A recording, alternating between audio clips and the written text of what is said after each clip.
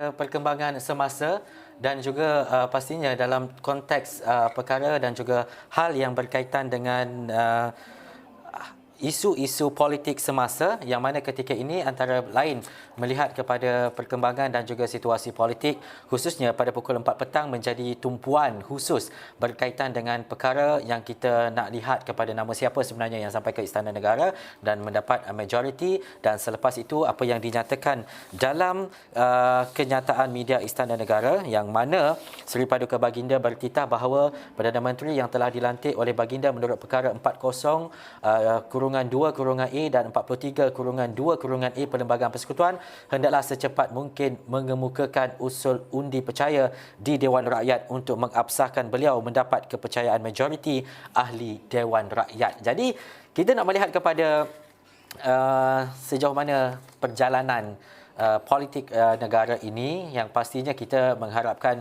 cepat Perdana Menteri baharu dilantik dan juga membentuk kabinet, seterusnya melihat kembali keadaan dan juga situasi semasa negara, terutamanya berkaitan dengan pandemik COVID-19, berkaitan dengan pemulihan ekonomi dan sebagainya. Dr. Romzi Ationg, penganalisis politik, bersama saya menerusi Google Meet ketika ini. Doktor, pertama sekali kita melihat mungkin perkara yang berlaku sejak 1 ke 2 hari ini, dan pukul 4 petang ini SD perlu dihantar ke Istana Negara untuk melihat kepada majoriti siapa yang akan layak menjadi Perdana Menteri dan melihat kepada hemat dan juga kebijaksanaan yang di Pertuan Agong. Bagaimana Dr. Romzi melihat kepada perjalanan politik ini dan juga mungkin cabaran yang perlu dilalui oleh Perdana Menteri Malaysia yang ke-9? Baik, terima kasih Ehsan. Rasanya untuk menjawab persoalan itu saya kena kembali kepada satu soalan yang boleh menjawab soalan tersebut. Yakni soalannya ialah, bersediakah para pemain politik negara untuk satu konsep politik kompromi ataupun kita boleh panggil sebagai politik rekonsiliasi.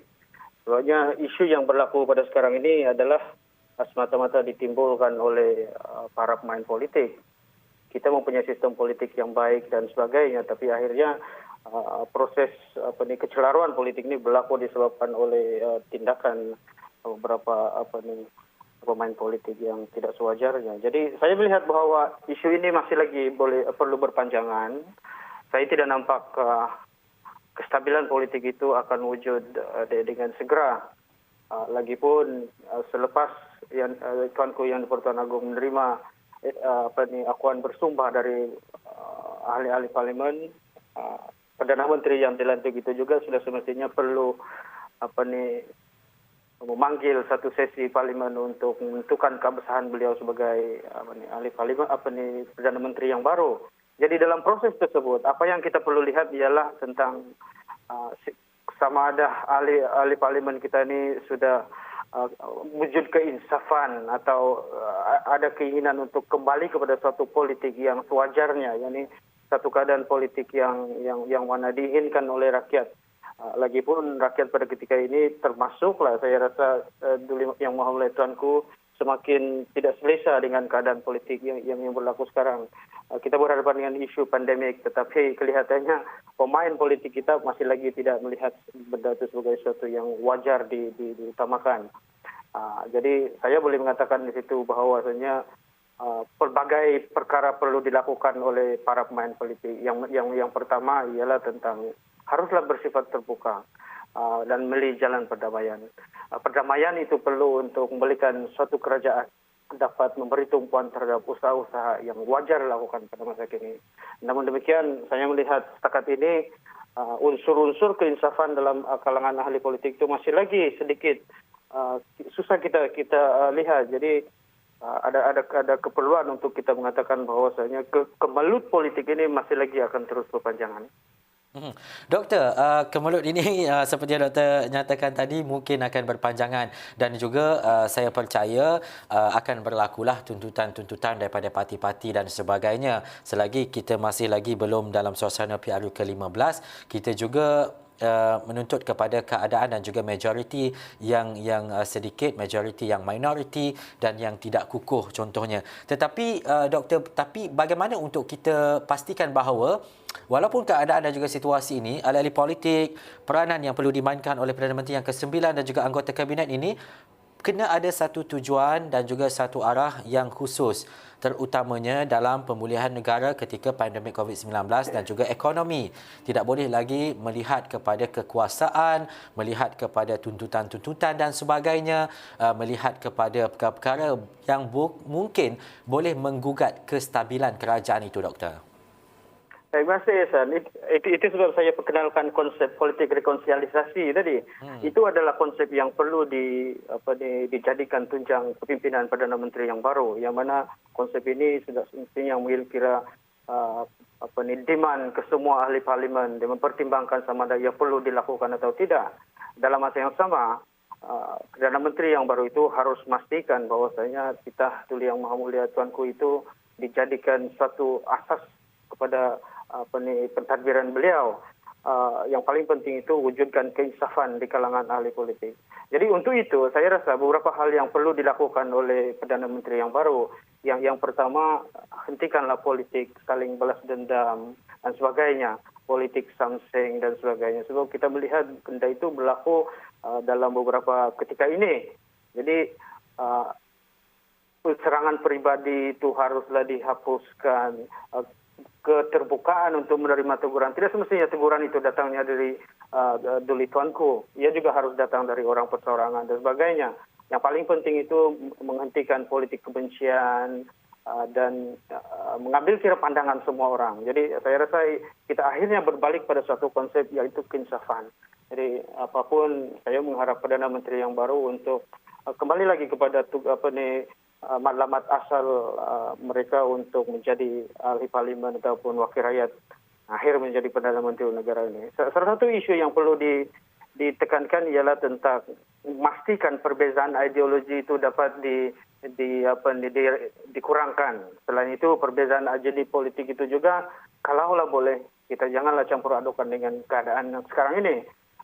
Saya juga menggesa ahli-ahli parlimen kita untuk kembalilah kepada rukun negara yang kita cintai, yakni saling menghormati dan sebagainya.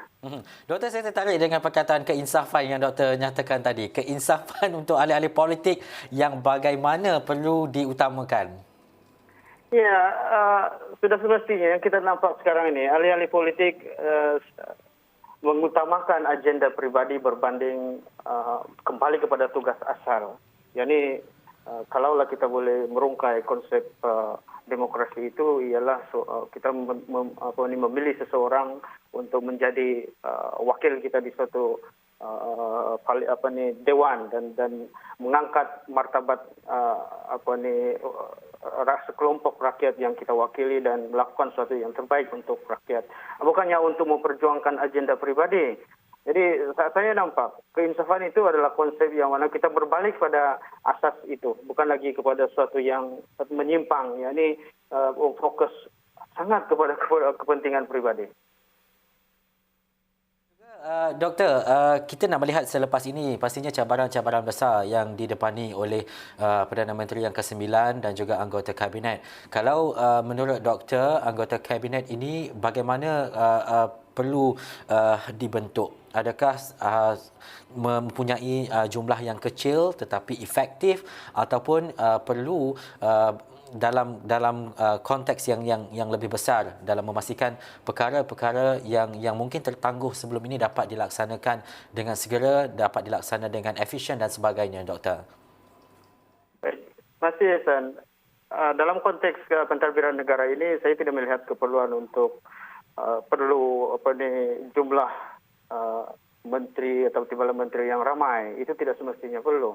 Sebabnya kita mempunyai jumlah kaki tangan awam yang ramai. Jadi kenapa tidak gunakan kaki tangan awam? Dan menteri itu adalah kalau boleh kita fokuskan pada beberapa yang khusus saja. Dan lagipun kita melihat bahwa jumlah menteri yang ramai itu akan menyebabkan percanggahan pendapat ataupun tindakan di kalangan mereka. Ini khususnya berlaku apabila bidang tugas atau portfolio itu mempunyai pertindihan. Contohnya Kementerian Sains dan Teknologi contohnya. Kita juga mempunyai kementerian yang hampir sama dengan kementerian tersebut. Jadi saya rasa kita tidak memerlukan jumlah penjawat menteri dan sebagainya yang terlalu ramai. Cukup setakat yang efektif untuk negara ini. Dan juga Doktor, Barisan Nasional seperti yang kita baca di media-media telah pun meletakkan ataupun mencalonkan nama contohnya Datuk Seri Ismail Sabri sebagai calon Perdana Menteri, dan perkara itu telah pun dinyatakan sebelum-sebelum ini dan juga diakui oleh pimpinan dan juga ahli parlimen Barisan Nasional. Dan selepas itu antara perkara-perkara lain adalah melihat kepada bagaimana untuk dalam ketika ini, sesiapa sahaja yang menjadi Perdana Menteri dan sebagainya perlu mendapat sokongan dan juga komitmen penting daripada pembangkang, contohnya daripada setiap ahli parlimen dan juga parti untuk melaksanakan satu urus tadbir yang penting, iaitu menangani pandemik COVID-19 dan pemulihan ekonomi negara. Bagaimana perkara ini boleh direalisasikan, Doktor?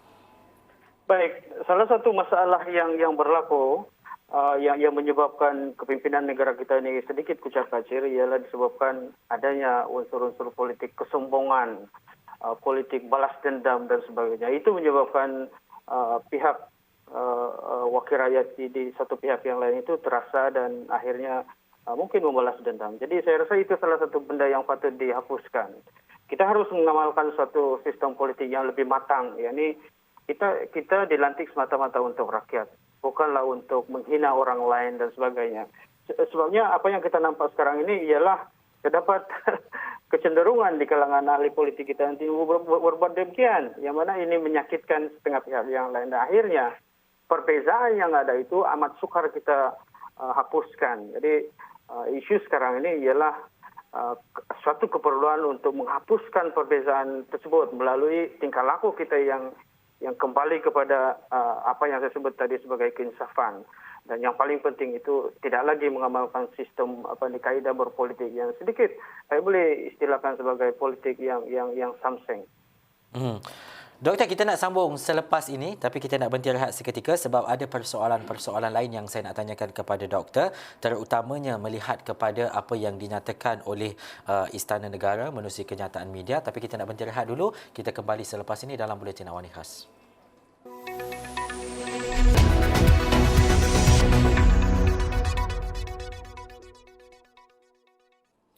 Baik, kembali dalam Buletin Awani Khas dari World Trade Center Kuala Lumpur. Saya masih lagi bersama dengan Dr. Romzi Otiong, merupakan penganalisis politik. Terima kasih Doktor, dan pastinya sekarang ini kita dapat ketahui sejak semalam ahli-ahli politik, pimpinan parti politik mengadakan mesyuarat untuk meletakkan nama sebagai calon Perdana Menteri yang ke-9. Ada daripada Blok Barisan Nasional, kita lihat juga daripada Pakatan Harapan khususnya, dan juga antara perkara-perkara lain.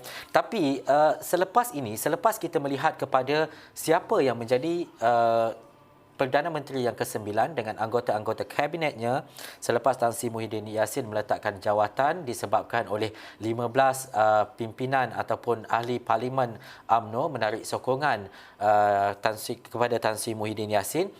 Kita tidak mahu lagi melihat kepada pergelutan ataupun konflik politik yang akan berterusan dan mungkin yang akan berlaku.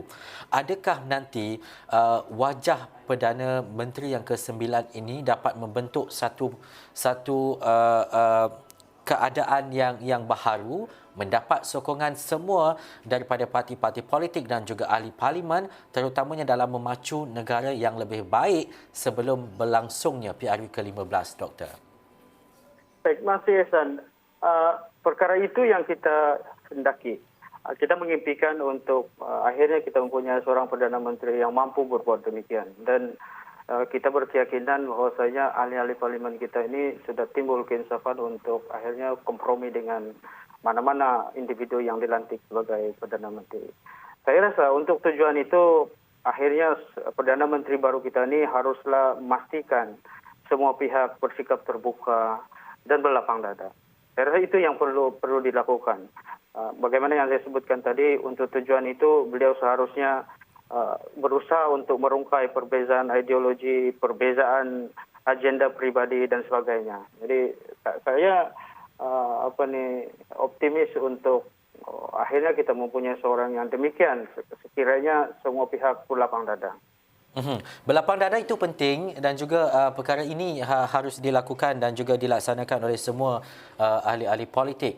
Tetapi Doktor, kita masih lagi mengharapkan bahawa keadaan dan juga situasi politik ini stabil. Tetapi bila kita bercakap berkaitan dengan politik, itulah rencah dan juga itulah resamnya.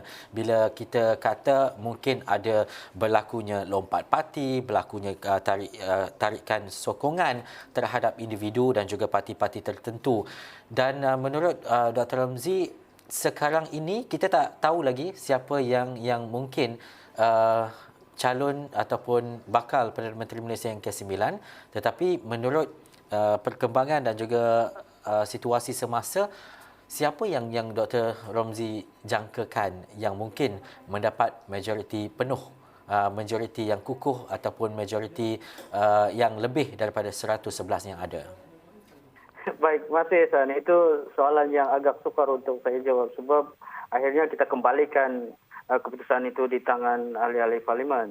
Cumanya pada ketika ini kita dimomokkan dengan 3 pilihan yang utama, yakni yang pertama Datuk Seri Ismail Sabri, kita juga ada Datuk Seri Anwar Ibrahim, dan yang terakhir sekarang ini Datuk Seri Panglima Syafiee Apdal. Kita berkeyakinan bahwa ketiga-tiga pilihan ini adalah individu yang sudah pastinya berpengalaman, dan kita meletakkan kepercayaan bahwa apabila mana-mana individu dilantik sebagai Perdana Menteri boleh melakukan sesuatu dengan baik. Setakat ini saya tidak melihat mana-mana di antara 3 calon yang disebut-sebutkan itu akan memperolehi majoriti yang agak besar. Mungkin juga hanya ada seseorang yang akan dapat jumlah undi yang hanya sekadar mencukupi, dan itu akhirnya akan mendatangkan masalah. Sebabnya sistem politik kita menghendaki seseorang itu sekurang-kurangnya mempunyai 2/3 untuk melakukan suatu tugas dengan lebih sempurna. Dan juga Doktor, kita tahu jumlah-jumlah dan juga angka itu dihitung. Satu pihak menyatakan bahawa ada 115 sokongan dan juga majoriti. Satu lagi pihak menyatakan bahawa terdapat 105 sokongan. Jika dihitung dan juga dijumlahkan, cukuplah 220 ahli parlimen untuk waktu ini. Dan juga yang 115 ini solid menyatakan bahawa 115 ini solid menyatakan bahawa ini adalah sokongan. Tapi bila kita bercakap soal ini, mungkin kadang-kadang ia akan berlaku perubahan. Kita tidak tahu, masih rundingan itu masih lagi mungkin berlangsung. Pada pandangan doktor, apa sebenarnya yang dilakukan oleh ahli-ahli politik ini, terutamanya dalam menarik sokongan ini? Baik, saya sedikit skeptik untuk soalan tersebut. Sebabnya negara kita ni berhadapan dengan pelbagai isu. Yang pertamanya kita berhadapan dengan rasuah politik, kita berhadapan dengan politik katak dan sebagainya. Jadi kita nampak benda-benda begitu akan menjadi sebahagian daripada rencah perbincangan pada ketika ini, dan saya harap seperti yang kita tegaskan tadi, kita kembali kepada isu-isu keinsafan itu, fokus sangat pada usaha untuk menangani masalah negara pada ketika ini. Dan juga Doktor, seberapa lama mungkin Perdana Menteri yang ke-9 nanti untuk buktikan bahawa relevannya beliau sebagai Perdana Menteri yang ke-9? Sebab ketika krisis ini, percaturan dan juga perhitungan ataupun mungkin apa yang dimahukan rakyat, yang dimahukan oleh ahli-ahli politik lain, dia sedikit tinggi hasrat dan juga kemahuannya. Tetapi bagaimana dia perlu mengorak langkah dengan cepat sebagai seorang Perdana Menteri untuk memberi keyakinan yang penuh terutamanya kepada rakyat Malaysia? Baik, ini berbalik lagi kepada soalan sama ada bersediakah pemain politik kita untuk satu sistem politik yang berlandaskan politik rekonsiliasi. Saya nampak siapa-siapa pun Perdana Menteri dia lantik untuk tempoh terdekat ini, beliau masih lagi berhadapan dengan isu sokongan dari berbagai pihak, dan sudah semestinya cabaran untuk memastikan semua pihak berpuas hati dengan beliau. Sistem politik kita ini ialah sesuatu yang bergantung sangat kepada 2/3 sokongan itu. Dan ini semestinya hanya boleh dimuktamankan melalui pilihan raya. Dan selagi benda itu tidak dilakukan, rasanya itu tidak akan memungkinkan berlaku pada ketika ini. Sedangkan semua pihak mempunyai demand tersendiri. Semua pihak mempunyai perbezaan ideologi tersendiri. Jadi saya rasa itulah cabaran utama yang perlu ditangani oleh Perdana Menteri baru, ialah memastikan semua pihak berpuas hati, dan bukan lagi mengatakan semua kena bekerja untuk dia, tapi haruslah bekerja bersama-sama untuk dia, memastikan negara ini berada dalam landasan yang terbaik, bukan hanya dalam aspek politik tapi juga ekonomi dan sebagainya.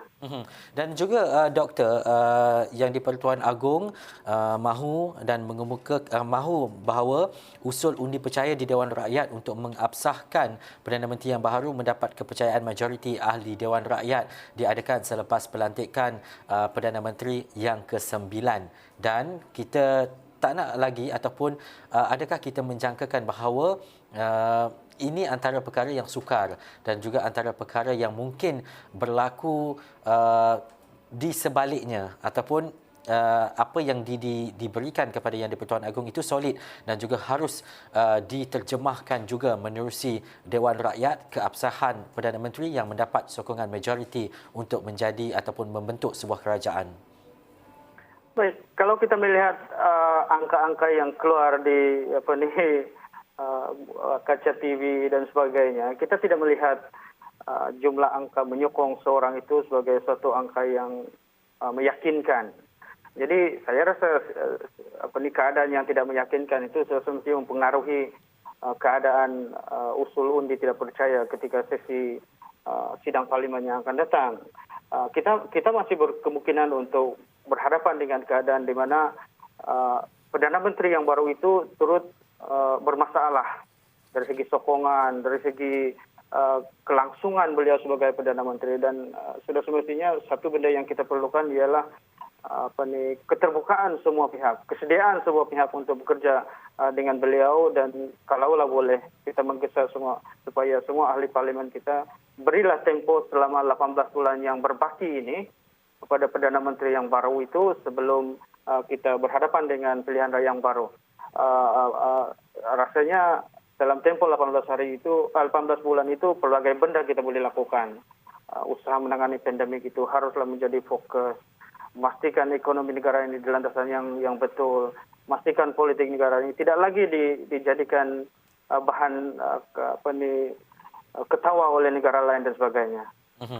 Baik, terima kasih Dr. Romzi Ationg, penganalisis politik, dan pastinya kita akan bawa perbincangan ini lanjut, dan juga kita nak melihat selepas ini mungkin siapa Perdana Menteri Malaysia yang ke-9, dan perkara itu akan diminta hantar ke Istana Negara SD-nya untuk diperlihatkan ataupun dipersembahkan kepada Yang di-Pertuan Agong, dan selepas itu sekiranya ia berlangsung dengan mudah dengan majoriti yang melepasi 111, dan kemungkinan Perdana Menteri Malaysia yang ke-9 akan dilantik. Baik, terima kasih sekali lagi Dr. Romzi Ationg, penganalisis politik, dan ada perkara-perkara lain yang perlu kita faham dan juga perlu kita ketahui, terutamanya menerusi perkara-perkara yang dinyatakan oleh Yang di-Pertuan Agong, menerusi kenyataan media yang dikeluarkan hari ini bahawa ada yang mana 220 ahli Dewan Rakyat untuk mempersembahkan kepada baginda, iaitu surat akuan yang menyatakan seorang ahli Dewan Rakyat yang diberi kepercayaan oleh Dewan Rakyat tersebut untuk menjadi Perdana Menteri yang baharu. Dan kesemua ahli Dewan Rakyat hendaklah mengemukakan surat akuan masing-masing kepada pihak Istana Negara pada pukul ataupun sebelum pukul 4 petang hari ini. Dan turut dinyatakan bahawa Seri Paduka Baginda turut menegaskan bahawa surat akuan tersebut adalah tujuan untuk membantu Baginda membuat keputusan bagi melantik seorang ahli Dewan Rakyat yang pada khidmat Baginda mungkin mendapat kepercayaan majoriti ahli Dewan Rakyat seperti yang diperuntukkan di bawah perkara 43-2-A Perlembagaan Persekutuan. Dan Seri Paduka Baginda turut bertitah bahawa Perdana Menteri yang telah dilantik oleh Baginda menurut perkara 40-2-A dan 43-2-A Perlembagaan Persekutuan hendaklah secepat mungkin mengemukakan usul undi percaya di Dewan Rakyat untuk mengabsahkan beliau mendapat kepercayaan majoriti ahli Dewan Rakyat.